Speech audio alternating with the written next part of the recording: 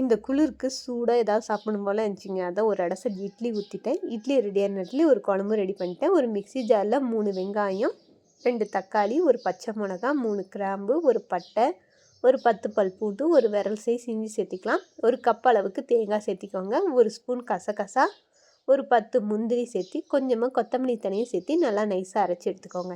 இப்போ ஒரு குக்கரில் கொஞ்சமாக எண்ணெய் ஊற்றி ஒரு 1/2 ஸ்பூன் கடுகு, 1/4 ஸ்பூன் சீரகம், சோம்பு சேர்த்திக்கலாம். கொஞ்சமாக கருவேப்பிலை பிச்சு போட்டுக்கோங்க. இப்போ நம்ம நைஸாக அரைச்சி வச்சுருக்க அந்த பேஸ்ட்டை சேர்த்தி கொஞ்சமாக எக்ஸ்ட்ரா தண்ணி விற்றுக்கலாம். இதில் 1/4 ஸ்பூன் மஞ்சள்தூள், 1 ஸ்பூன் மிளகாய்த்தூள், தனியாத்தூள் சேர்த்திக்கோங்க. நல்லா மிக்ஸ் பண்ணி விட்டுக்கோங்க. இதில் இந்த குழம்புக்கு தேவையான உப்பு சேர்த்தி நல்லா மிக்ஸ் பண்ணி விட்டு லிட் போட்டு ஒரு 5 விசில் விட்டு எடுத்திங்கன்னா சூப்பராக இட்லி ரெடியான நேரத்துலேயே ஒரு குழம்பும் ரெடி ஆகிடுங்க.